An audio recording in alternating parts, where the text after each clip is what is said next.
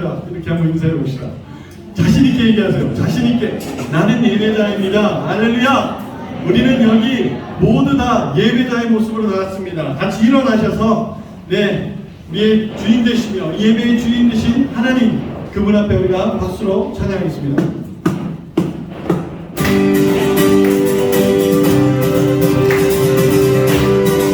성경에 이렇게 기록되어 있죠. 누구든지 목마른 자는 내게 와서 마시라. 그리하면 결코 목마른 자일 것이다. 우리 그 마음 기대하며 찬양합시다.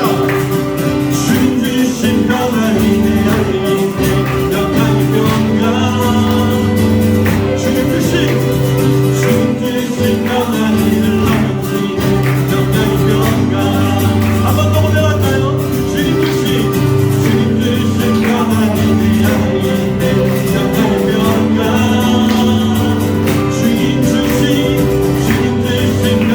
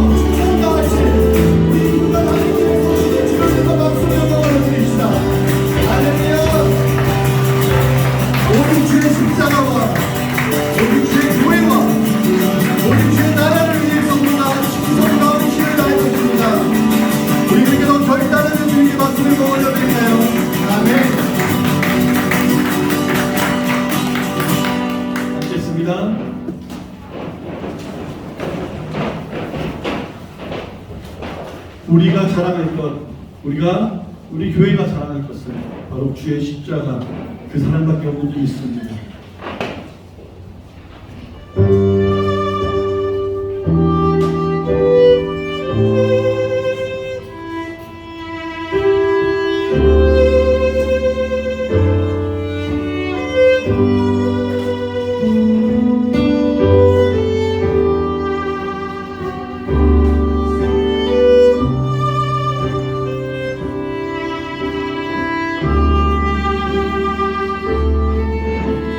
온 마음으로 고백합시다. 십자가의 사랑. 십자가 그 사랑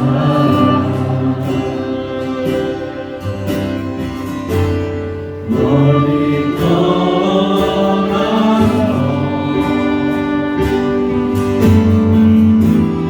무너진 나의 삶 속에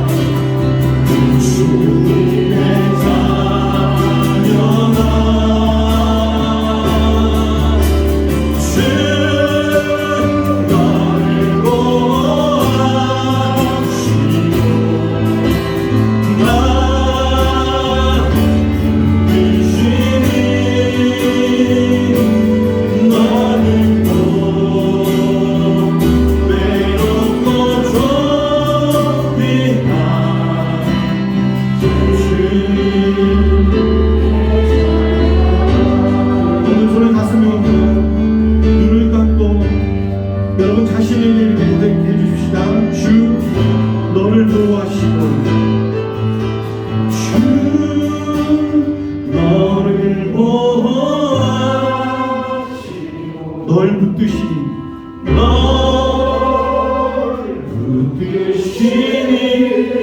너는 보배롭고 종기야? 너는 보배롭고 종이라. 주님의 자녀라. 주 너를 보호하시고 주 너를 보호하시고 널 붙드시니 널 붙드시니 너는 보배롭고 너는 보배롭고 종이라.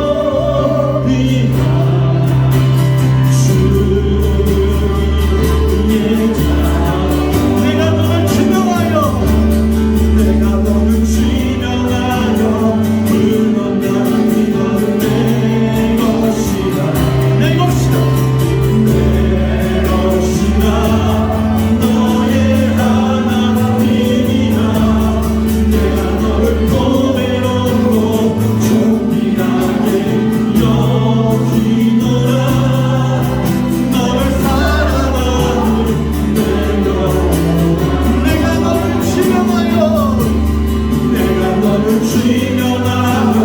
물론 나는 너는 내 주님이 말씀하십니다. 내 것이다.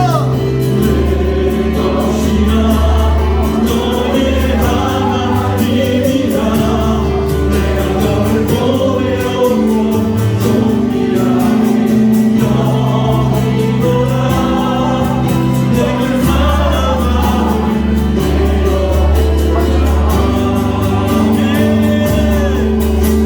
하나님께서 오늘 우리를 이 시간에 곳으로 불러주시고 너는 내 것이다. 내가 너를 붙들고 있다고 얘기하십니다. 하나님의 은혜 가운데 들어갑니다. 오늘도 나를 붙들어 주시고 십자가 그 은혜로 그 사랑으로 나를 붙들어 주시길 바랍니다. 오늘도 주님 만지시고 역사하시고 기대하는 우리 주여 위하여 주시옵소서. 아멘. 주님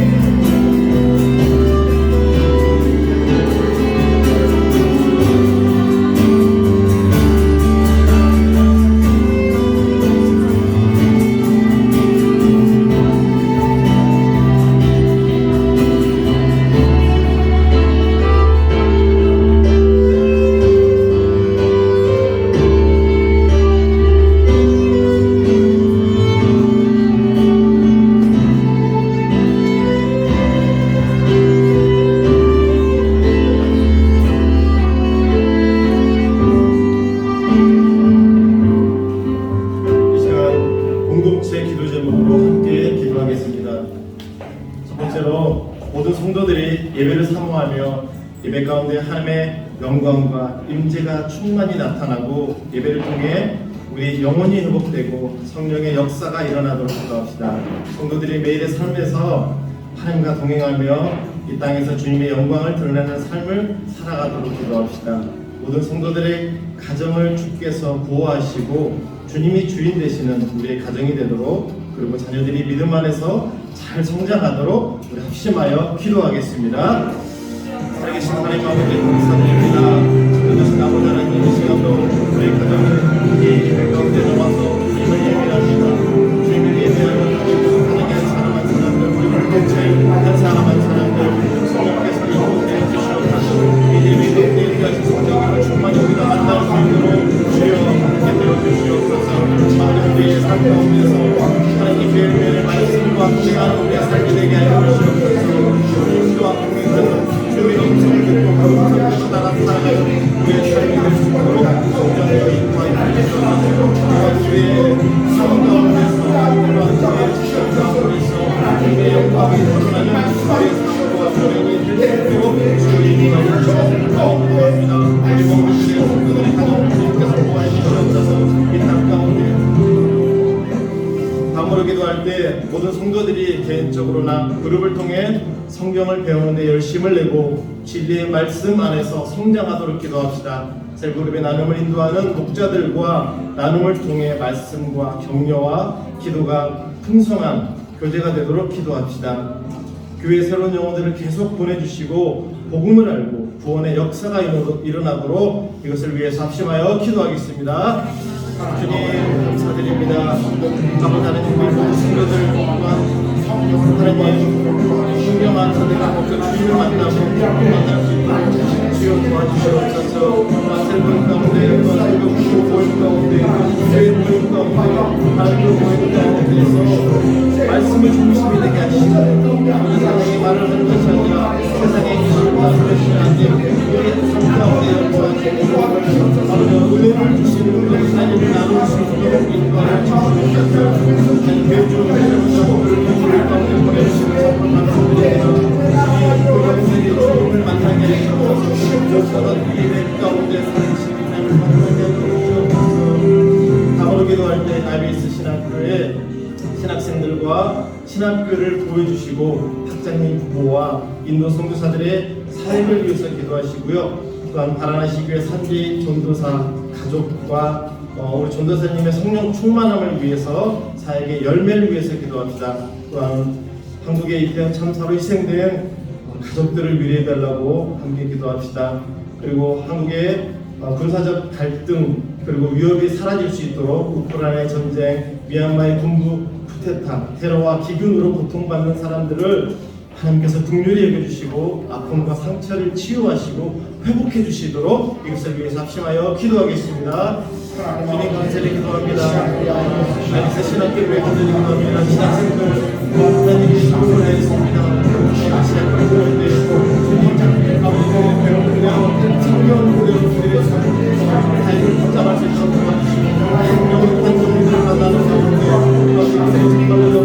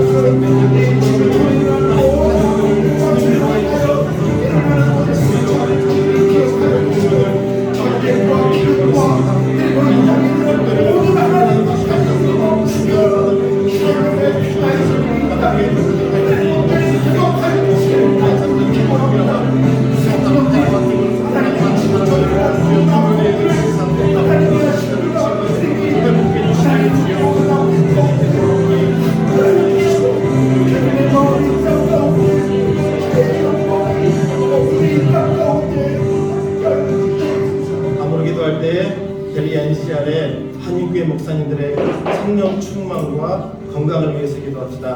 또한 델리 NCR 교회들의 아름다운 연합과 동역을 통해 주님의 나라를 확장하는 일에 귀하게 사용되도록 기도합시다. 오늘 말씀을 선포하시는 김기태 목사님의 성령 충만함과 또 함께 예배드리는 모든 성도들이 좋은 밭이 되어 말씀이 잘 자라나게 하시고 주님의 뜻이 우리의 삶에서 열매로 나타나게 해달라고 기도합시다. 마지막으로 이 시간에 드려지는 이 예배가 하나님이 온전히 기뻐 받으시는 예배가 되게 해달라고 합심하여 기도하겠습니다.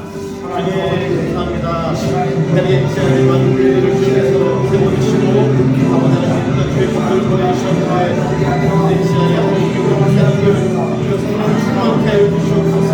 건강을 주시옵소서.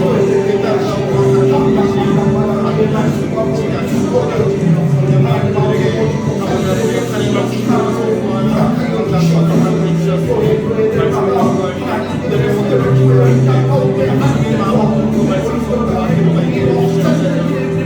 제가 주시옵소서.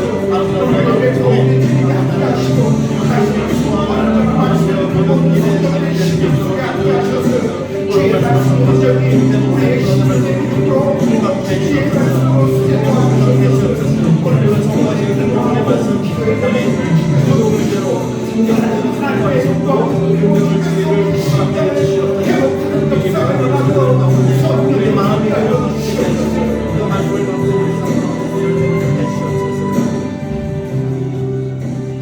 주님 감사드립니다. 이 시간 하나님께 올려드린 이 기도 제목 하나하나가 합당한 기도 제목으로서 하나님께 올려드리게 하시고 응답하여 주실 것을 간절히 기도합니다. 이 시간 주님께 예배드립니다. 주님 말씀을 선포하시는 김기태 목사님, 성령 충만케 하시고 오늘 선포하시는 그 말씀 한마디 한마디 우리 모든 성도들이 아멘으로 받게 하시고 그 말씀을 통해 하루하루 살아가는 것도 힘을 얻고 우리 삶 가운데서 열매를 맺게 하여 주시옵소서. 주님, 이 예배 나와 앉아서만 예배드리는 것이 아니라 우리의 중심으로 온전한 마음으로 아버지께 올려드리는 귀한 예배가 될 수 있도록 성령님 인도하여 주시옵소서. 모든 것 주님께 감사드렸고 예수 그리스도 이름으로 기도드립니다. 네.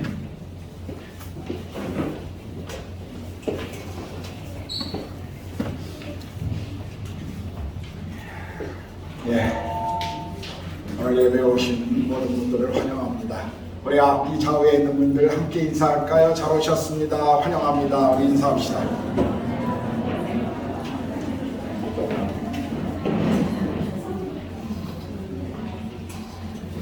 네, 우리 정병용 장로님, 장은숙 권사님 한국에 방문하시고 또 이렇게 다시 돌아오셨습니다. 감사하고요. 또 오늘 찬양팀의 형제들이 다 출장 가고 자매들만 모두 이렇게 아름다운 자매들 모습만 우리가 볼 수가 있었습니다. 아마 다음 주에 우리 출장 간 형제들이 돌아올 것이라고 생각되어집니다. 오늘 우리 교회 사실 창립 11주년입니다. 목자 모임에서 자주 생일 하는 것이 그렇게 중요한 것 같지 않아서 그냥 5년에 한 번씩만 생일 파티를 하자. 그래서 오늘 아무런 행사 없이 그냥 창립 11주년이라는 것만 여러분들이 기억하시고 또 지난 11년 동안 교회를 여기까지 인도하신 우리 하나님을 감사하고 또 그분께 영광을 돌려드리기를 원합니다. 우리 예배 설교 후에 오늘 첫째 주 저희 교회가 늘 첫째 주 주일은 성찬식을 행하고 있습니다. 성찬식이 있겠습니다. 다음 주일 11월 13일 주일 예배 이후에 오후 1시부터 샬롬 프레젠시 스쿨에서 4교회가 모여서 축구, 족구, 농구 대회를 하기로 했습니다. 원래는 11월 8일 구루나낙 생일날 전체 교회가 다 모여서 운동회를 하기로 했는데 구루나낙 그 생일 때 쉬지 않는 직장들 또 학교들이 있다고 그래서 이렇게 주일 그냥 오후로 저희들이 바꿨습니다. 그래서 다음 주일은 우리가 셀 모임 하지 않고 예배 마치면 바로 우리가 이동해서 또 다른 교회와 함께 연합으로 운동하며 교제하는 그런 시간들을 좀 가지려고 합니다.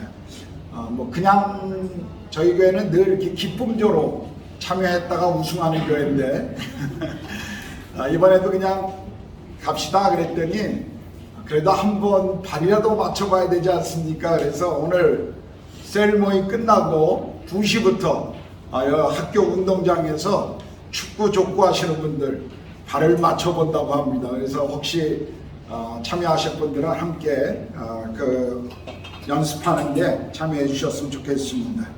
우리 다음 11월 20일 다음 주일이 감사절 주일입니다. 그래서 감사절 특성과 감사에 대한 동영상 그 요청을 지난주 광고부터 드렸고 또 교회 밴드에 자세한 내용을 올려드렸습니다. 여러분들이 참고하시고 또 각 목장 모임에서 안내를 받으시고 또 여러분 많은 분들이 감사절의 기쁨을 함께 이런 시간들을 통해 나눴으면 좋겠습니다. 우리 감사절 헌금 모든 헌금은 이번 헌금은 우리 바라나시 모아박교회에 그 산제이 꾸마로 전도사 사역을 위한 오토바이를 스쿠터를 구입하는데 헌금하기로 했습니다. 그래서 이번 감사절 우리가 목적 헌금은 다 그렇게 사용하도록 하겠습니다. 오늘 저희 교회 또 처음 방문해 주신 분들이 계시는데요. 우리 최수연 선생님 그리고 김수조, 김유경님 어디 계시죠? 예. 저쪽에 잠깐만 들어서 주시겠습니까? 예.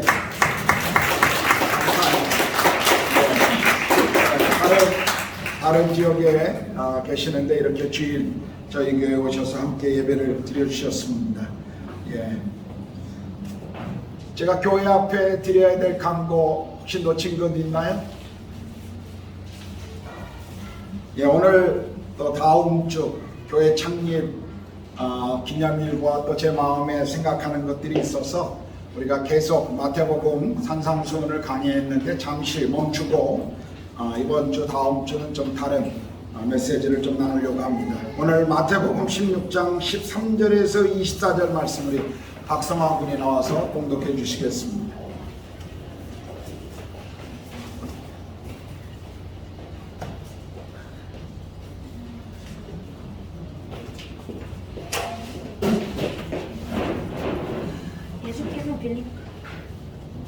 예수께서 빌립보 가이사랴 지방에 이르러 제자들에게 물어 이르시되 사람들이 인자를 누구라 하느냐. 이르되 더러는 세례요한, 더러는 엘리야, 어떤 이름이 예레미야나 선지자 중에 하나라 하나이다. 이르시되 너희는 나를 누구라 하느냐. 시몬 베드로가 대답하여 이르되 주는 그리스도시요 살아계신 하나님의 아들이시니라. 예수께서 대답하여 이르시되 바요나 시몬아 내가 보기 있도다.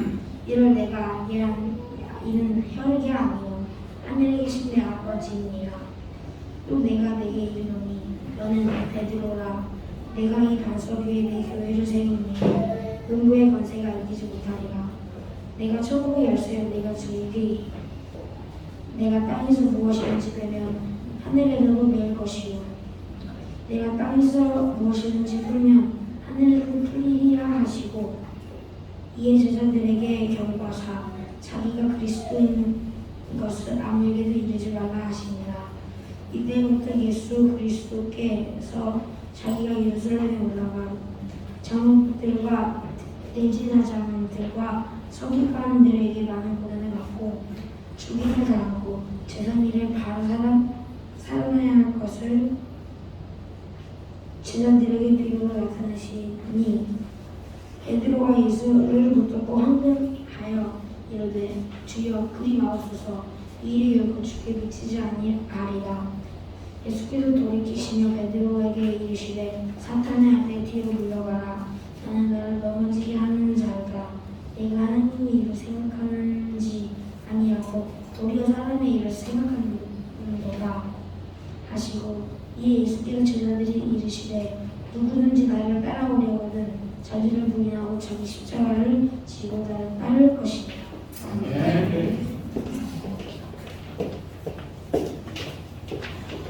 찬송가 50장 우리 찬양하시면서 드려진 헌금 봉헌하도록 하겠습니다.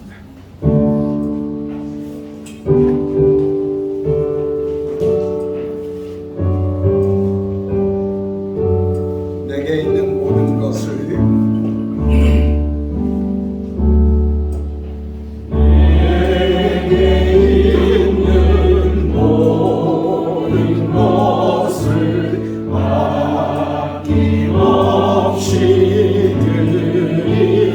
사랑하고 의지하며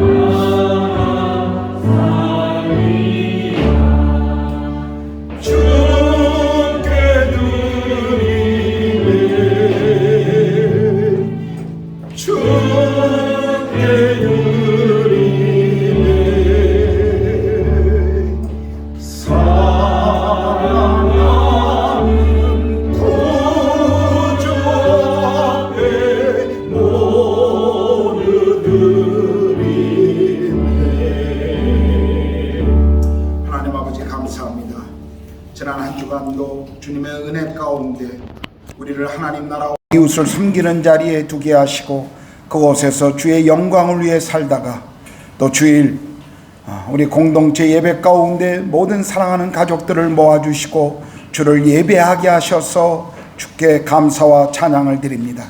오늘 인도 땅에 드려지는 모든 예배를 주께서 받으시고 이 땅 가운데 하나님의 나라와 복음의 비밀이 드러나기를 우리 모두가 간절히 소망합니다. 하나님, 또 우리에게 날마다 쓸 것을 주시고 공급해 주셔서 우리의 필요를 채워주셔서 감사합니다. 우리에게 주신 것 중에 일부를 하나님 나라와 교회의 필요와 또 이 땅의 선교와 가난한 이들을 위해서 우리가 헌금으로 드립니다. 하나님, 이 물질이 사용되어지는 곳에 그곳에 하나님의 역사가 보여지도록 주께서 함께 하시고, 드려진 모든 손길들마다 주께서 복의 복을 더하여 주시옵소서. 헌금을 드릴 때마다 우리 삶의 주인이 하나님이심을 고백하며, 그리고 우리가 이 땅의 세상의 가치와 문화와 그리고 만몬을 따라가지 않도록 하나님 날마다 우리의 삶을 그렇게 인도하여 주시옵소서.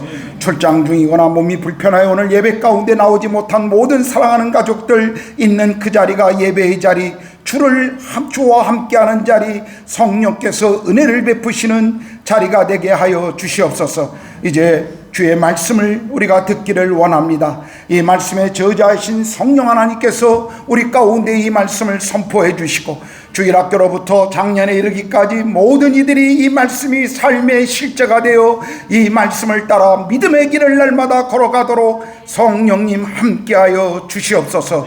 감사와 찬양을 주님 앞에 올려드리오며 우리 주님 예수 그리스도의 이름으로 기도드렸습니다. 아멘.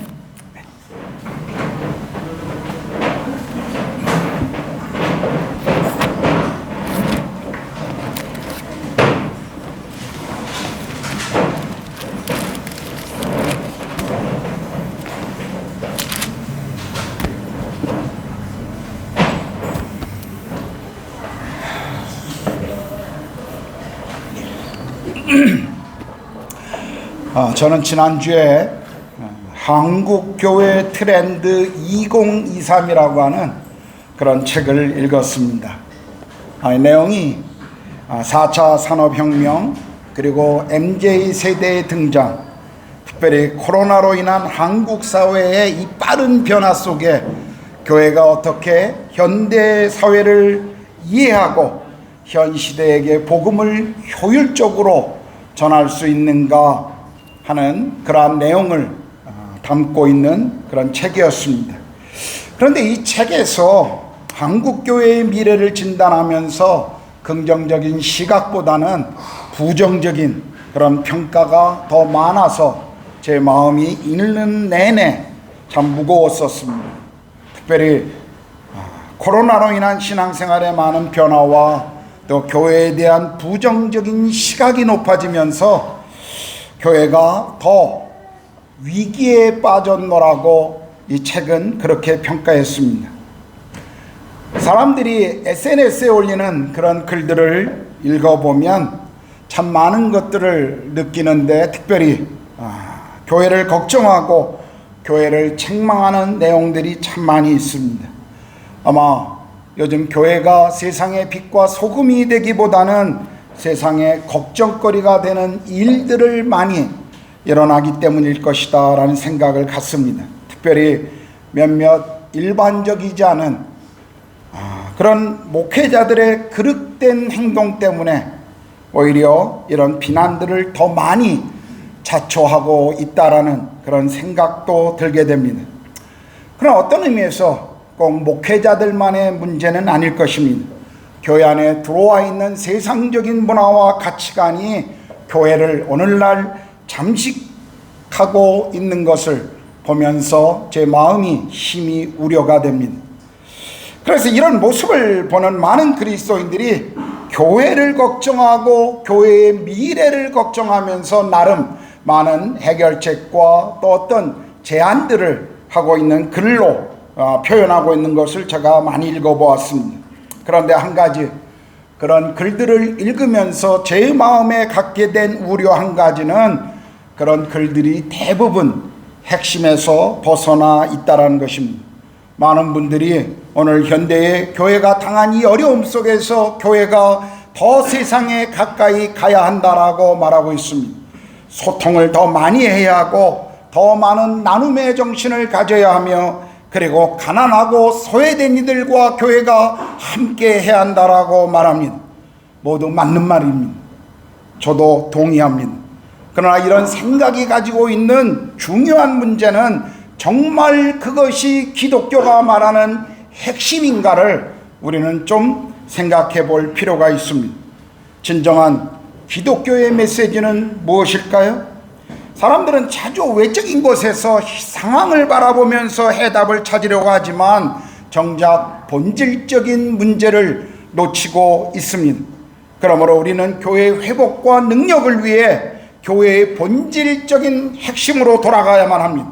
성경이 말씀하시는 교회의 본질이 무엇이며 그리고 교회가 이 땅에서 무엇에 집중해야 하는가를 오늘 저는 본문을 통해서 특별히 교회 창립 11주년 생일을 맞이해서 다시 한번 이 부분을 여러분과 함께 나누려고 합니다.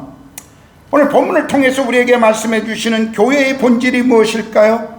첫 번째로 보면 교회는 분명한 신앙 고백 위에 세워져야 한다는 것입니다. 오늘 13절을 보면 어느 날 주님께서 가이사라 빌립보라고 하는 그 지방을 방문하셨습니다. 가이사라 빌립보 지방은 갈릴리 호수 북쪽에 위치하고 있는 그런 도시입니다. 헤롯 대왕의 아들이었던 헤롯 빌립이라고 하는 사람이 그 지역을 다스렸는데 이 사람이 자기의 이름을 붙이고 또 가이사 황제를 위해서 새로운 신도시를 만들었던 것입니다. 그래서 이름을 가이사라 빌립보 이렇게 붙였죠.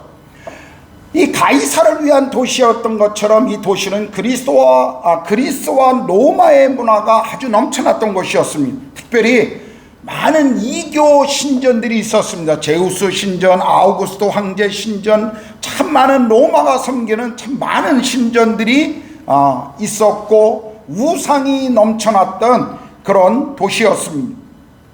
오늘날도 가이사라 빌립보를 방문하면 과거에 그 당시에 세워져 있었던 그 터와 그런 것을 고고학적으로 우리가 볼 수가 있죠.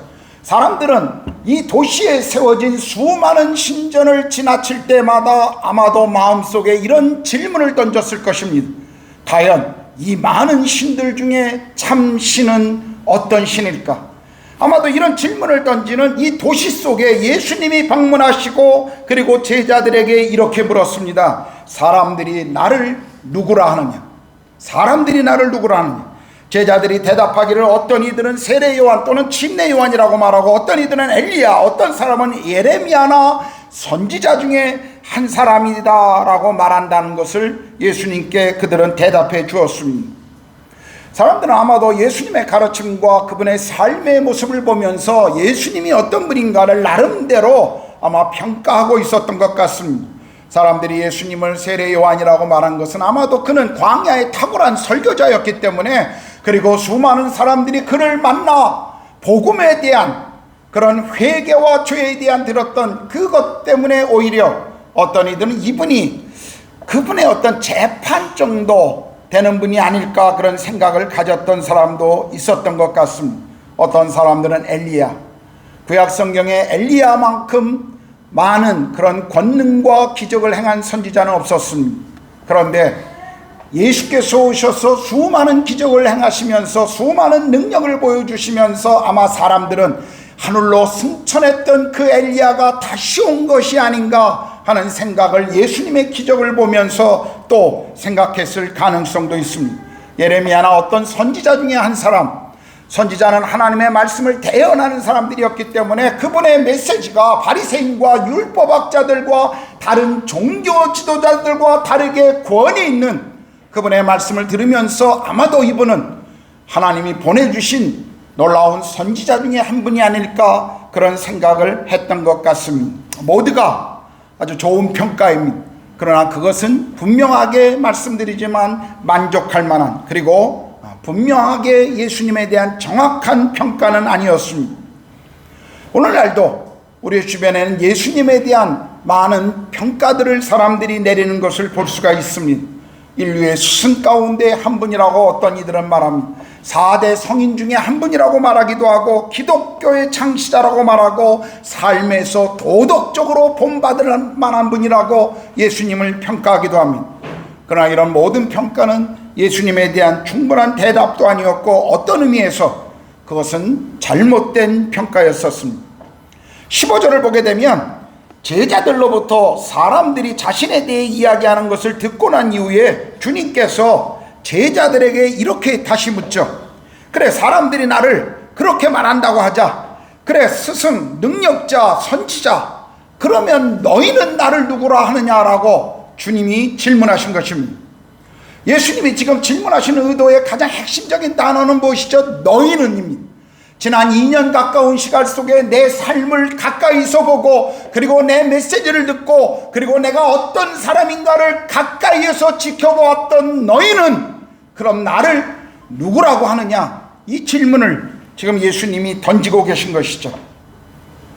예수님이 2000년 전에 가이사랴 빌립보에서 제자들에게 던졌던 이 질문은 오늘 우리에게도 들어야 할, 그리고 우리가 대답해야 할 질문이라는 사실을 잊지 마셔야 합니다. 여러분은 예수를 누구라고 고백하고 계십니까? 오늘 예수님께서 여러분들에게 이 질문을 던진다면 여러분들은 어떻게 대답하시겠습니까? 오늘 예배하는 여러분들 가운데는 아마 신앙생활을 오랫동안 하신 분도 계실 것이고, 또 신앙생활을 시작한 지 얼마 되지 않은 분도 계실 것입니다. 그러나 여러분 모두에게 오늘 주님이 던지는 질문은 이것입니다. 너는 나를 누구라 하느냐? 여러분은 어떻습니까? 목사가 말해준 예수 그리스도가 아니라, 부모가 얘기해준, 또는 남편이나 아내가 얘기해준 예수 그리스도가 아니라, 여러분은 정말 예수 그리스도를 삶 가운데 만나시고, 그리고 그분에 대한 분명한 대답을 가지고 계시는가?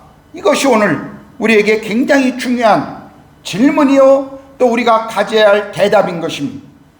오늘 교회 예배당 안에 많은 분들이 자신이 그리스도인이라고 고백하고 있으면서도 진정한 예수 그리스도와의 만남이 없기 때문에 삶에 능력이 없고, 그리고 변화가 없는 것을 보게 됩니다. 평생 교회를 다니면서도 성경 한 번 읽은 적이 없고 성경 공부 모임에 참여한 적이 없는 사람들도 있습니다. 예수님을 믿는다고 하는데 그 믿음이라고 하는 것이 도대체 어떤 의미인지를 모르는 분들이 오늘 교회 안에 얼마나 많은 분들이 있는지 모릅니다. 여러분 베드로의 고백을 들어보십시오. 16절입니다. 주는 그리스도시요 살아계신 하나님의 아들이십니다. 그렇습니다. 교회는 주는 그리스도시요 살아계신 하나님의 아들이십니다라고 하는 이 신앙 고백 위에 세워진 공동체입니다. 교회는 건물이 아닙니다. 교회는 장소도 아니며 교회는 교파도 아닙니다. 이 신앙 고백을 하는 사람, 그리스도가 누구인지 분명히 알고 그분을 삶에서 인격적으로 만나 그분을 따르는 사람들의 이 신앙 고백, 이 고백 위에 세워진 공동체가 바로 교회인 것입니다. 교회 한 사람 한 사람 모두가 이 구원의 고백과 감격을 가지고 있는 그 공동체가 바로 교회인 것입니다. 아무리 멋진 건물을 가지고 있어도, 아무리 멋진 예배의 프로그램을 가지고 있는다 할지라도 이 신앙 고백이 없다면 그것은 교회가 아닌 것입니다. 비록 교회라 이름 붙였다 할지라도 그것은 우리가 교회라고 말할 수가 없는 것입니다. 교회는 예수 그리스도가 누구신가에 대한 이 분명한 신앙 고백 위에 세워져야 합니다. 저는 우리 교회 모든 성도들이, 우리의 가족들이 이 분명한 신앙 고백과 그리고 구원의 감격을 가진 성도로 여러분들이 날마다 주님과 함께 믿음 안에서 걸어가기를 정말 날마다 기도하고 또 그렇게 축복합니다. 여러분 모두에게 이 신앙 고백이 여러분의 고백이 되기를 소망합니다. 여러분의 입술에 그리스도가 누구냐는 질문 앞에 그분이 누구신지에 대한 분명한 신앙 고백을 가질 수 있기를 바랍니다. 교회는 이 신앙 고백 위에 세워진 공동체입니다. 오늘 성경이 말씀하시는 교회의 본질 두 번째가 뭐죠? 18절을 보겠습니다. 18절에 보면 내가 이 반석 위에 내 교회를 세우리니 라고 말씀하십니다. 베드로가 했던 신앙 고백 위에 주님께서는 내 교회를 세우시겠다라고 말씀하셨죠. 그러므로 오늘 성경이 말씀하시는 교회의 본질 두 번째는 누가 교회의 주인이냐 하는 것입니다. 누가 교회의 주인인가? 우리가 일반적으로 어떤 교회에 대해서 이야기할 때 교회를 개척하신 분들의 이야기를 참 많이 합니다. 예를 들면 우리 구르가온 한인교회는 김기태 목사가 개척했다, 열린교회는 송준호 목사님이 개척했다, 이런 이야기들을 우리는 쉽게 합니다. 물론 이 말의 의미가 무엇인지는 우리는 알아요. 그러나 교회는 누가 개척한 것이 아니라 오늘 본문의 말씀을 보면 예수 그리스도 그분의 교회라고 분명히 우리에게 선언하고 계십니다. 바울 서신이나 우리가 사도행전을 보면 그는 아시아와 유럽에서 수많은 교회를 개척합니다. 그러나 바울은 한 번도 자신이 그 교회의 개척자라고 이야기한 적이 없습니다. 오히려 사도행전 20장 28절은 교회는 하나님의 피로 사셨다라고 말씀하고 있습니다. 그분이 사셨다면 마땅히 그분이 주인이라는 사실을 우리에게 고백하고 있는 것입니다. 에베소서 1장 21절 22절은 또 만물을 그의 발 아래에 복종하게 하시고 그를 만물 위에 교회의 머리로 삼으셨느니라. 교회는 그의 몸이니 만물 안에서 만물을 충만하게 하시는 이의 충만함이라고 말씀하시죠. 골로새서 1장 18절은 그는 몸인 교회의 머리시라. 그가 근본이시오 죽은 자들 가운데서 먼저 나시니니 이는 친히 만물의 으뜸이 되려 하심이라고. 교회가 그리스도가 교회의 머리이심을 우리에게 선언하고 있습니다. 그분이 교회의 머리가 된다는 것, 그것은 우리 모두가 그분의 통치와 주권 아래에 머물러 있다는 것을 우리에게 지금 보여주고 있습니다. 교회의 주인은 예수 그리스도십니다. 교회는 어떤 누구도 시작하거나 교회의 중추적인 인물, 그들이 교회의 주인이 아니라 그리스도가 교회의 주인, 그리고 우리 모두는 그분의 통치 아래 순종하는 사람들이라는 사실을 우리는 잊지 말아야 할 것입니다. 여러분, 교회의 주인이 예수 그리스도라는 것, 그분이 주인 되심이라는 의미가 무엇일까요? 21절을 이제 보면요, 베드로의 신앙 고백이 있고 난 다음에 비로소 예수님께서 자신의 십자가의 고난과 그리고 죽음과 부활에 대해서 제자들에게 설명해 주십니다. 그때 베드로가 예수님을 붙들고 22절에 보면 이렇게 말해요. 이 일이 결코 주님께 이루어지지 않을 것입니다. 무슨 의미입니까? 지금 베드로가 왜 이 말을 하고 있죠? 베드로는 예수님이 그리스도여 살아계신 하나님의 아들이라고 고백했어요. 이 놀라운 신앙 고백으로 인하여 예수님께 칭찬을 들었습니다. 그런데 예수님이 십자가의 고난을 이야기하자 그것은 베드로가 생각하고 있었던 메시아의 길이 아니었습니다. 그것은 베드로가 생각했던 예수 그리스도의 영광스러운 미래가 아니었습니다. 그분이 예루살렘에 올라가서 왕이 되고 그리고 그를 따르는 사람들을 한 자리씩 얻는 것이 베드로가 생각했던 예수님의 미래였습니다. 그러나 우리가 알고 있는 것처럼 예수 그리스도 그분은 이 땅에 왕으로 오신 하나님이셨지만 정치적인 권력을 소유하기 오신 분이 아니라 우리를 죄에서 구원하시기 위에서 오신 메시아라는 사실을 베드로는 전혀 이해할 수가 없었던 것입니다. 베드로는 비록 신앙 고백은 가지고 있었지만 여전히 자기가 원하는 삶으로 그리스도를 이용하고 싶었던 사람이었습니다. 예수가 주인이시다, 예수가 그리스도시고 그분이 우리의 주인이시다라고 하는 이 고백, 그 고백은 오늘 우리에게 무엇을 말해주고 있는 것입니다. 내 생각 그리고 내 방법, 그런 모든 것들이 그분과 다를 때 그분이 말씀하시는 것에 순종해야 함을 성경은 우리에게 지금 가르쳐주고 계신 것이죠.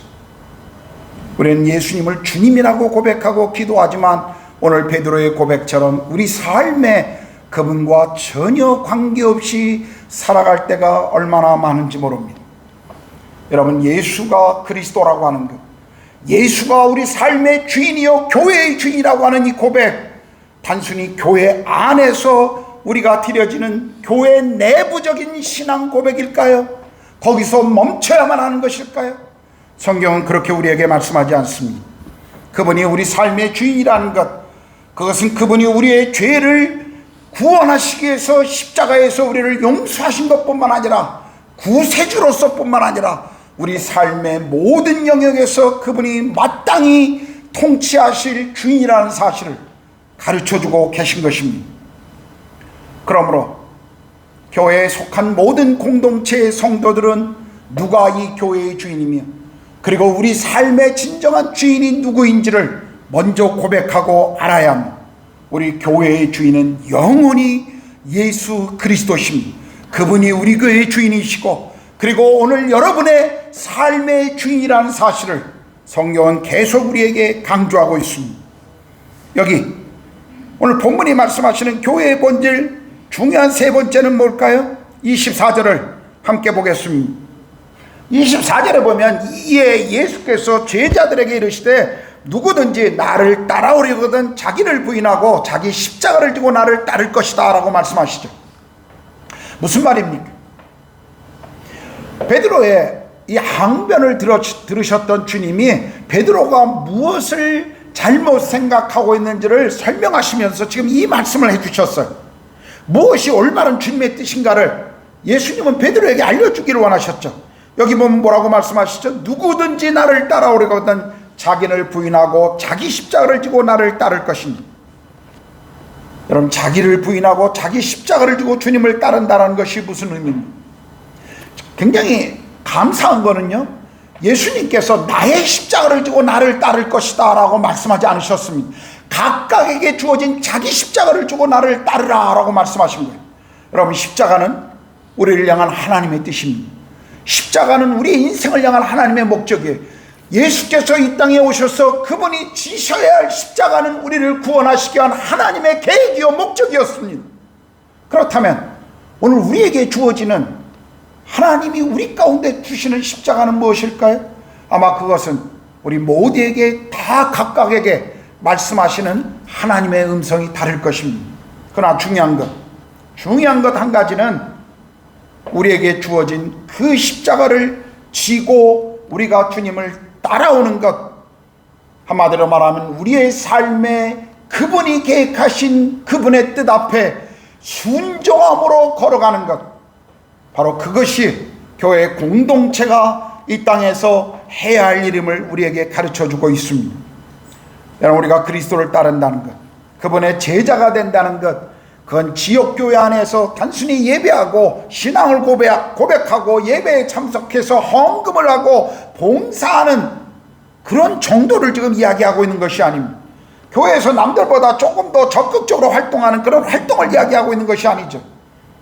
예수 그리스도의 제자가 되고 그분을 따른다는 것, 그것은 세상을 향해 도전하는 삶을 우리에게 말씀해 주고 있는 것입니다. 그분이 주신 은사를 그냥 주일에 와서 조금 사용하는 정도, 그것을 말하지 않습니다. 예수 그리스도의 제자가 된다는 것, 그것은 세상을 향해 도전하는 삶입니다.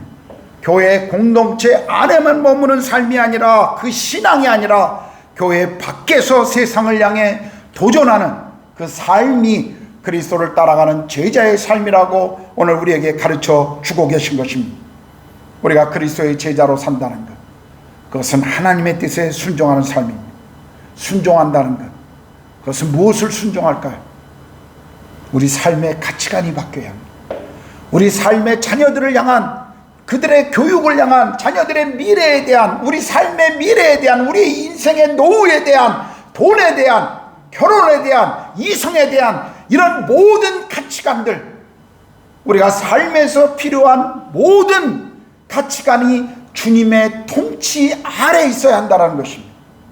그것이 주님을 그리스도의 제자로, 그분을 그리스도의 제자로 따라가는 삶의 모습을 우리에게 보여주고 있는 것이죠.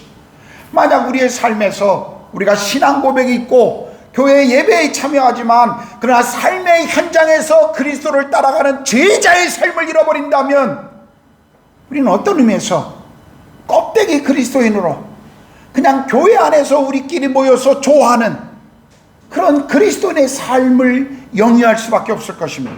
그런데요, 오늘 교회가, 오늘 공동체가, 그리고 오늘 본문이 우리에게 말씀해 주고 있는 것이 뭐예요? 우리의 신앙을 세상을 향해 도전하라는 것입니다. 오순절날 다락방에 숨어있던 제자들이 문을 열고 예루살렘 밖으로 나왔습니다. 예수님이 분노하며 눈물을 흘렸던 그곳 예루살렘이 그들이 나오자마자 기쁨의 광장으로 변하기 시작했습니다. 두려움이 많던 제자들과 베드로는 사람 낚는 어부로 그들의 삶이 변합니다. 성경이 우리가 잘 아는 것처럼 성경을 잘 알고 있다는 율법학자들, 바리새인들, 사두개파의 사람들이 아니라 길거리에서 우리가 흔히 그냥 지나치고 볼 수 있는 사람들이 예루살렘을 변화시키고 있었습니다. 왜 그런 일이 일어났을까요? 우리와 동일한 평범한 사람들이 예루살렘을 변화시키고 그들이 더 나아가서 세계를 향하여, 세상을 향하여 도전하는 삶을 살아갈 수 있었던 이유가 어디에 있었죠? 그들이 부활의 주님을 만났기 때문이었습니다. 그들의 삶에 성령님이 오셨기 때문이에요. 그렇다면 오늘 우리의 삶에서 무엇이 필요할까요? 여기 어둡고 칙칙한 그리고 두려운 공포에 가득한 그 다락방에서 그 문을 열고 세상을 향하여 담대히 외칠 수 있었던 제자들의 이 능력, 그들이 주님을 만났기 때문이었습니다. 여러분, 우리도 신앙 고백을 가지고 있고 그리고 부활의 그 주님을 만났노라고 고백하는 그리스도인입니다. 저는 여러분 모두가 그 고백을 가진 그리스도인이라고 믿습니다. 그런데요, 십자가와 부활을 경험한 성도들이라면 이 신앙에 대한 고백이 교회에만 머물러 있어서는 안 된다는 것입니다. 교회 공동체 안에서만 머무르는 것이 아니라 교회 바깥으로 나가야 한다는 것이, 교회에 모여 예배하고 배우고 서로 격려하고 그리고 흩어져서 우리의 삶의 터전인 가정으로, 직장으로, 학교로 우리는 들어가야 한다는 사실입니다. 왜냐하면 그곳이 우리를 부르신 장소이기 때문에 그렇습니다. 여러분, 주님이 우리의 신앙생활을 위해서 부르신 장소가 이 자리가 아니에요. 여기가 아닙니다. 하나님이 우리를 부르신 장소는 가정입니다. 하나님이 우리를 부르신 장소는 직장이에요. 하나님이 우리를 부르신 장소는 학교입니다. 그곳에서 하나님의 나라를 위해 살아갈 것을 그분은 우리에게 여전히 말씀하고 있는 것입니다. 그렇다면 교회가 무엇에 집중해야 될까? 교회는 무엇에 집중해야 합니까? 어떤 분들의 메시지를 제가 가끔 유튜브에서 이렇게 보면 어떤 목사님들이 가끔 설교 제목에 이런 것들이 많아요. 성공하는 비결 7가지 방법, 인간관계에 성공하는 법, 자기 자신을 사랑하는 법, 이런 내용들 그리스도인들에게도 필요합니다. 우리도 배워야 돼요. 우리 인생의 중요한 원리 중에 하나죠. 그러나 이런 것들은 교회 밖에서도 얼마든지 들을 수 있는 내용들입니다. 교회 공동체 안에서 우리가 들어야 될 게 정말 무엇일까요? 우리가 정말 교회 공동체 안에서 집중해야 될 게 무엇일까요? 그것은 십자가의 사랑과 그리고 부활의 능력에 우리가 집중해야 합니다. 성령께서 우리와 함께 하시고 성령께서 말씀하시는 그분 앞에 우리가 순종할 때 우리를 통해서 일하실 그 하나님의 나라, 그 가치를 우리는 바라봐야 한다는 것이, 교회는 사람들에게 복음을 전하고 예수 그리스도를 만나게 하고 그리고 그분의 제자로 따르게 하는데 그 삶에 우리 교회는 집중해야 하는 것이, 다른 것에 우리가 집중할 필요가 없습니다. 그리고 그것을 배웠던 사람들이 자신이 머무는 그 자리에서 하나님의 영광, 그분의 복음의 비밀을 드러내는 삶을 살아가는 것, 그것이 우리 교회가 여기 머물러야 될, 그리고 여기 있어야 될 이유라는 사실을 우리는 잊지 말아야 합니다. 저는 가끔 바울의 고백을 생각합니다. 내가 떠나 있는 것이, 주님께 가는 것이 오히려 내게는 더 큰 유익이지만 너희 때문에, 성도들 때문에 내가 여기 머무는 것이 또한 유익함이라고 고백하는 그 바울의 고백을 종종 제가 묵상할 때가 있습니다. 어떤 때는 정말 주님과 함께하는 시간들을 소망하고 그것을 사랑하고 그 시간을 기다리지만, 그러나 하나님이 지금 아직도 우리의 생명을 연장시키시고 우리를 여기 머물게 하셨다면 그 이유가 있지 않겠습니까? 그 이유가 있지 않겠어요? 하나님 우리 생명을 연장하고 우리에게 더 살아가는 시간과 장소와 더 살아가야 할 것들을 우리에게 허락하셨다면 거기에는 이유가 있지 않겠습니까? 그렇다면 그 이유를 우리는 찾아야 합니다. 하나님이 우리를 부르신 그 장소, 우리가 머물고 있는 지금 이곳이 하나님이 우리를 부르신 소명의 자리입니다. 여러분의 직장이, 학생들에게는 학교가, 그리고 가정주부들에게는 가정이 하나님이 오늘 여러분을 부르신 부르심의 자리, 소명의 자리, 땅끝임을 여러분 계속 잊지 마셔야 합니다.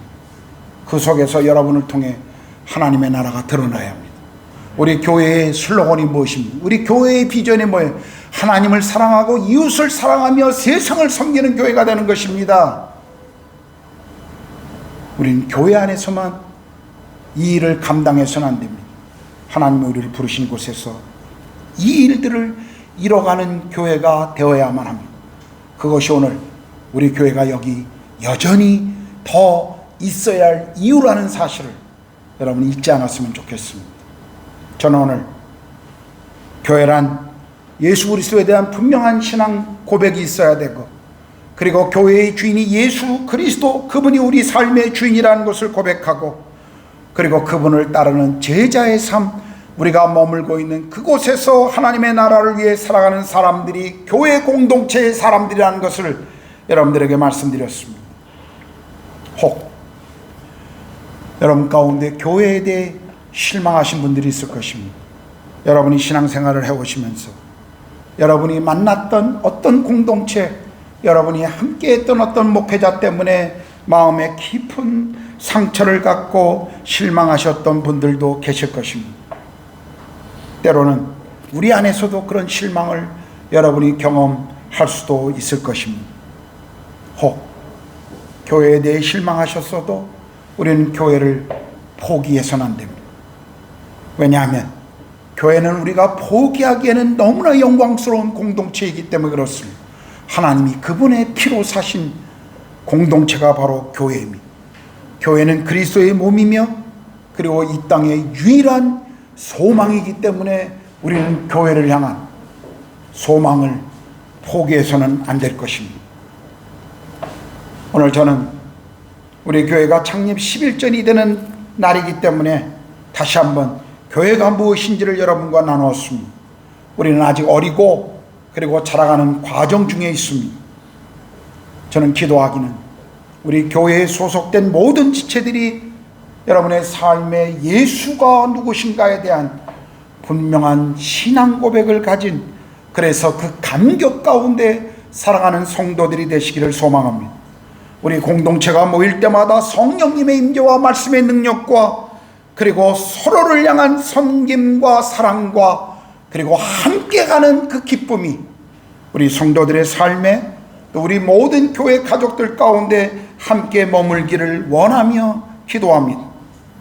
우리 교회의 모든 성도들이, 교회는 건물이 아니라, 교회는 장소가 아니라 우리 자신임을, 내가 바로 교회라는 사실들을 알고 내가 머무는 그곳에서 교회인 나를 통해 하나님의 나라가 그곳에서 이뤄가는 것들을 보기를 갈망합니다.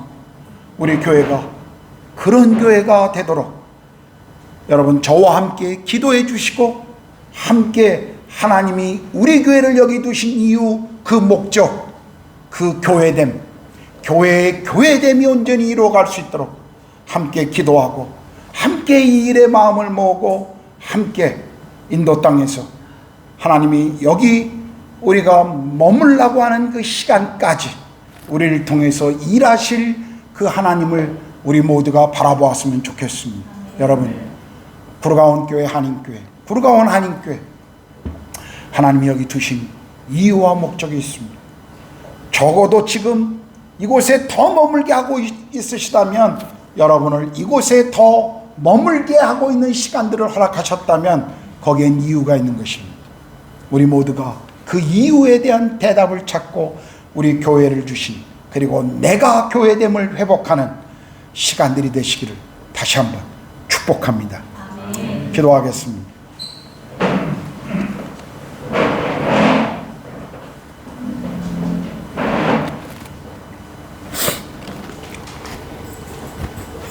여러분 기도하시면서 한번 마음 가운데 생각해 보십시오. 사람들은 교회가 어떤 것을 실수하거나 교회의 어떤 연약함이 드러날 때마다 쉽게 교회를 비난하고 정죄합니다. 그러나 생각해 보십시오. 교회가 장소일까요? 교회가 어떤 교파일까요? 아니면 교회가 어떤 건물일까요? 아니요, 교회는 바로 내 자신입니다. 내가 바로 교회입니다. 내 삶을 통해서 사람들은 하나님의 나라를 보고 있습니다. 사람들은 나를 통해서 예수가 누구인지를 알고 싶어 합니다.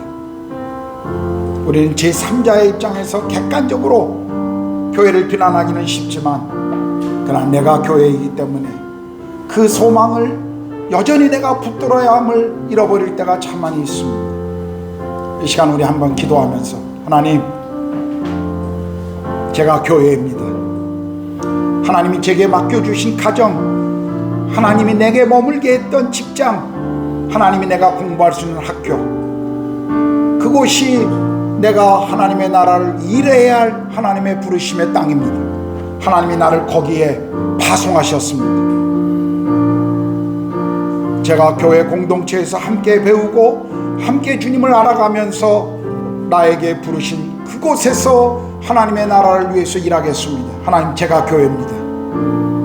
사람들이 저 때문에 소망을 가질 수 있도록 하나님 저를 사용해 주십시오. 제게 성령의 능력과 말씀의 감격을 허락하시고 그렇게 제 인생을 사용해 주십시오. 우리 한번 같이 기도하겠습니다. 기도합시다.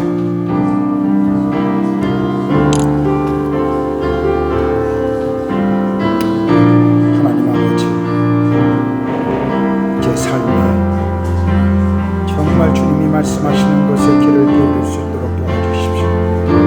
하나님, 제가 교회의 목회자로, 목사로서 하나님 영적인 모든 성도들의 그 영혼을 책임지는 목자로, 하나님, 제가 무엇에 집중해야 하며 어떤 것에 제 삶을 우선순위를 두고 하나님 둬야 하는지를 가르쳐 주시고, 날마다 제 삶에 하나님 십자가와 부활의 그 능력을 덧입게 하시고 은혜의 보좌 앞으로 나아가며, 그리고 이 땅을 향한 하나님의 마음을 이뤄가며 주의 영광을 위해 살 수 있도록 주님 그렇게 제 삶을 통치하시고 다스려 주시옵소서.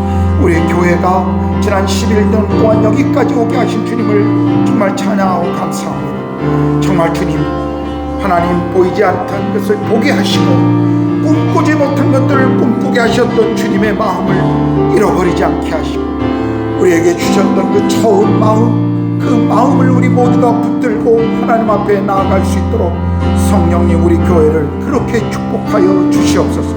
교회를 통해 이루실 하나님의 그 나라를 우리가 기대합니다. 우리 성도들을 통해 이루실 그 하나님의 꿈을 우리가 기대합니다.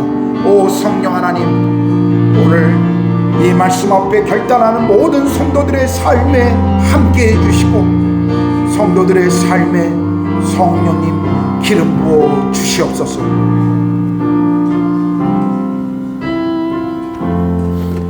하나님 아버지, 지나간 11년 동안 우리 교회를 이곳에 세우시고 인도하신 주님의 은혜와 사랑을, 그리고 주께서 행하셨던 수많은 기적과 같은 일들을 기억하며 찬양하고 감사를 드립니다. 지나간 시간을 돌아볼 뿐만 아니라 주님, 또 다가올 시간들을 우리가 바라봅니다. 우리를 통해, 우리 공동체와 함께하는 성도들을 통해 우리가 머무는 곳에 하나님의 나라가, 하나님의 꿈이, 하나님의 비전이 그곳에 세워가는 것을 보고 싶습니다. 하나님, 우리가 언제 인도를 떠날지 모릅니다.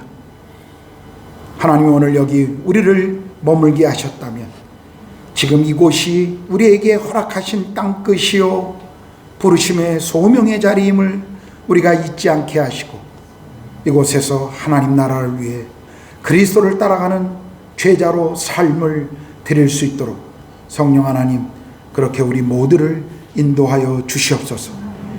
예배할 때마다 하늘문을 여시고 성령으로 기름 부으시고, 성도들이 흩어질 때마다 동행하시고 연합하시고 그곳에서 주의 일을 이루어 주시옵소서. 감사합니다. 우리 주님 예수 그리스도의 이름으로 기도드렸습니다. 아멘.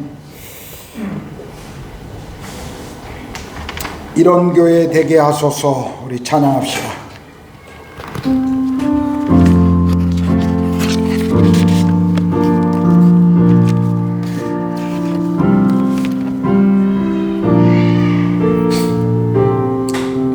진정한 예배가 숨쉬는 교회,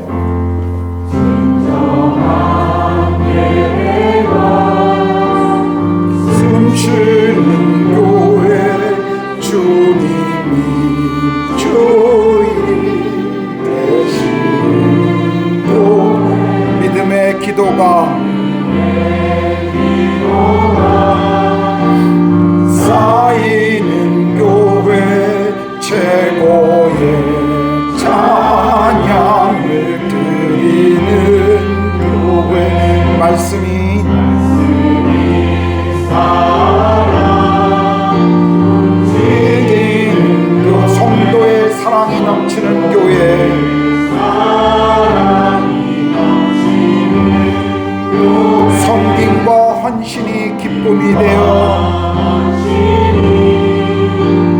기쁨이 되어 열매 맺는 아름다운 교회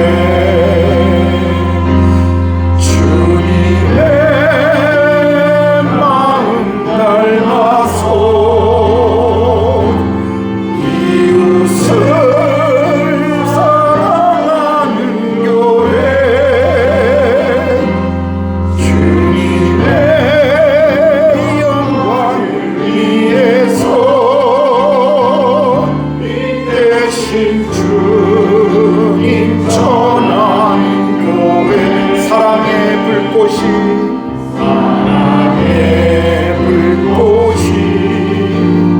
활짝 피어나 날마다 사랑에 빠지는 교회 주께서 사랑하는 우리 교회가 이런 교회 되게 말씀이 살아 움직이는 교회 살아 움직이는 교회 성도의 사랑이 넘치는 교회 섬김과 헌신이 기쁨이 되어 열매 맺는 아름다운 교회 주님의 마음 닮아서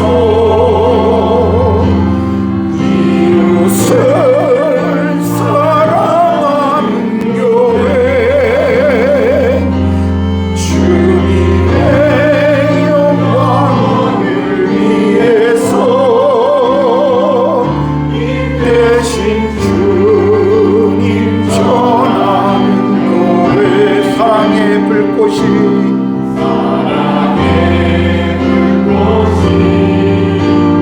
활짝 피어나 날마다 사랑에 빠지는 교회 주께서 사랑하는 우리 교회가 이런 교회 되게 사랑의 불꽃이 활짝 피어나 사랑의 불꽃이 활짝 피어나 사랑의 불꽃 사랑에 빠지는 교회에서 사랑하는 우리 교회가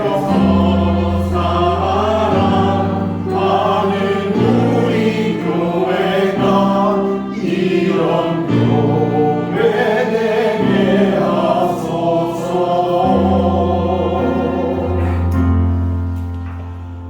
성찬식을 행할 때마다 늘 제가 여러분들에게 말씀드렸죠. 주께서 잡히시던 날 밤에 제자들과 함께 식사의 자리에서 주님이 빵을 드시면서 이렇게 말씀하셨습니다. 이것은 너희를 향하여 찢기는 나의 몸이니 이것을 먹을 때마다 나를 기념하라. 그 후에 잔을 나누시면서 이것은 너희를 위하여 흘리는 나의 피니 이것을 마실 때마다 나를 기념하라고 말씀하셨습니다. 성찬은 십자가에서 우리를 위해 찢기시고 흘리신 그분의 그 사랑을 우리가 기억하고 기념하는 자리입니다. 우리가 빵을 그리고 포도주에 참여하면서 다시 한번 우리의 시선이 우리의 영혼이 갈보리 골고다로 향했으면 좋겠습니다. 또 한 가지 바울은 고린도서 11장에서 이 성찬에 대한 의미를 설명하면서 주께서 다시 오실 때까지 이 의식을 계속 지킬 것을 말씀하십니다. 주님이 다시 오시는 그날까지 마라나타 우리는 그분의 다시 오심을 기억하고 그분이 다시 오실 때까지 우리는 복음의 증인으로 이 땅의 하나님의 나라의 사람들로 그분의 나라의 대사로 우리는 그분이 맡겨주신 일들을 감당해야 할 것입니다. 또 한 가지 초대교회로부터 지금까지 교회 역사 속의 성찬은 그리스도 안에 한 몸된 공동체의 지체임을 우리가 한 빵 한 포도주에 참여하면서 그것을 고백하고 우리가 함께 그것을 인정하고 나누는 그런 시간이었습니다. 그러므로 오늘 성찬에 참여할 때 여러분 모두가 다시 한번 갈보리에서 나를 위해 흘려주신 그분의 그 보혈의 사랑, 그리고 그분이 오실 때까지 그분을 위한 삶을 살아가야 할 그 제자의 삶, 그리고 우리가 함께 이 일을 이뤄가는 사랑하는 공동체, 몸된 가족이라는 사실이 성찬을 행하는 여러분 심령 안에 가득할 수 있기를 바랍니다. 기도하겠습니다. 하나님 아버지, 이 시간 주께서 명하신 이 성찬을 교회 가운데 행합니다. 성령 하나님, 이 시간 우리 모두에게 임재하시고 우리의 심령마다 갈보리 골고다를 향하게 하시고 그곳에 우리를 향해 찢기시고 흘리신 주의 그 아름다운 사랑과, 그리고 여전히 지금 주님 다시 오실 때까지 그 십자가의 사랑과 부활을 증거하는 증인으로서의 삶을 살아가는 것과 우리를 이 땅에서 한 공동체로 묶으신 주님을 다시 바라봅니다. 주의 성령님 성찬 위에 임하시고 주님이 영광을 받으시고 우리 모두에게 주의 마음을 가르쳐 알게 하여 주시옵소서. 감사합니다. 우리 주님 예수 그리스도의 이름으로 기도드렸습니다. 아멘.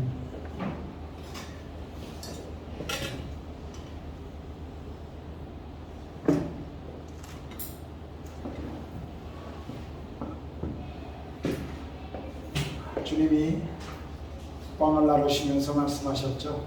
이것은 너희를 위하여 찢기는 나의 몸이니 이것을 먹을 때마다 나를 기념하라. 그분이 잔을 나누시면서 말씀하셨습니다. 이것은 너희를 위하여 찢기는 나의 몸, 나의 피니 이것을 마실 때마다 나를 기념하라 하셨죠. 이제 이쪽 통로로 나오셔서 빵과 포도주를 여러분 같이 행하시고 자리로 들어가시면 좋겠습니다. 나오실 때 이쪽으로 나오셔서 들어가실 때 빵과 포도주를 같이 하도록 하겠습니다. 자, 각자 기도하시고 이제 나오시겠습니다. 예, 이쪽으로 나오시죠. 참여하십니다. 나오시죠.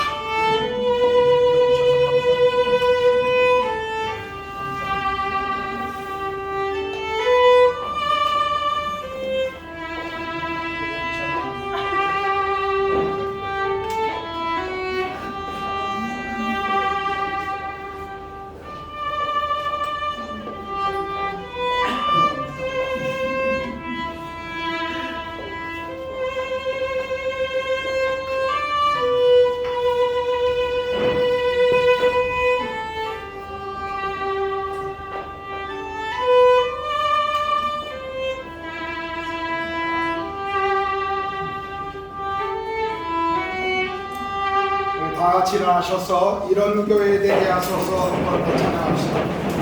이런 교회 되게 하소서. 진정한 예배가 숨쉬는 교회.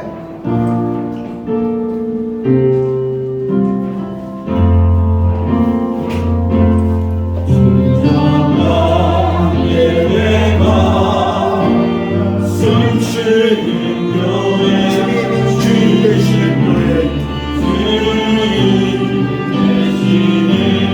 믿음의 기도가 쌓이는 교회.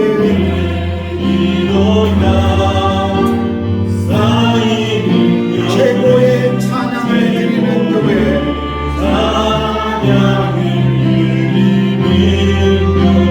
말씀이 살아 움직이는 교회.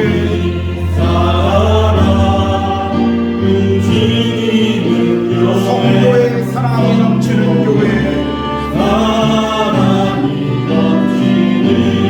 섬김과 헌신이 기쁨이 되어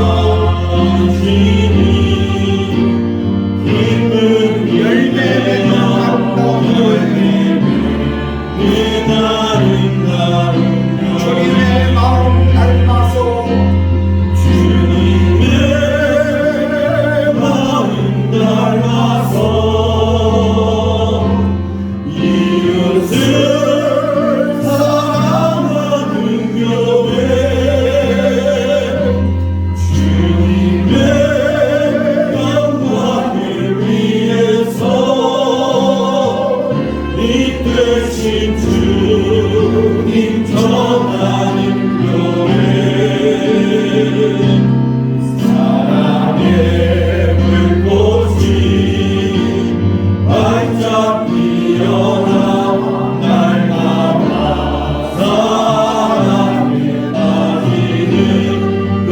주께서 사랑하는 우리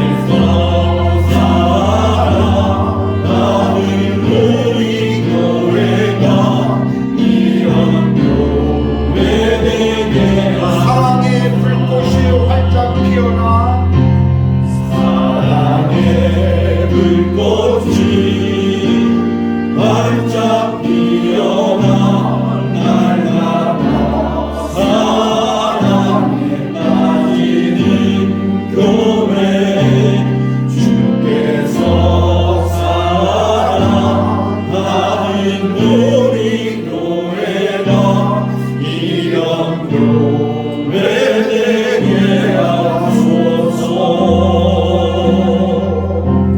이제는 우리 주님 예수 그리스도의 은혜와 하나님의 크신 사랑하심과 성령의 내주하시고 교제케 하시니 또 한 주 우리를 부르신 그 부르심의 자리로 나아가 그곳에서 주의 영광과 복음을 위해 살고자 소망하는, 또 내가 교회라는 그 사실을 내가 있는 그 자리에서 선포하고 삶으로 드러내기를 소망하는 사랑하는 우리 구로가온 한인교회 모든 성도들의 머리 위에, 그리고 우리 자녀들과 우리의 산업 위에, 그리고 인도 땅에서 하나님 나라와 복음을 위해 삶을 드리고 계시는 모든 선교사님들과 그들의 가정과 그들의 열매 위에 이제로부터 영원토록 함께 하시기를 간절히 축원하옵나이다.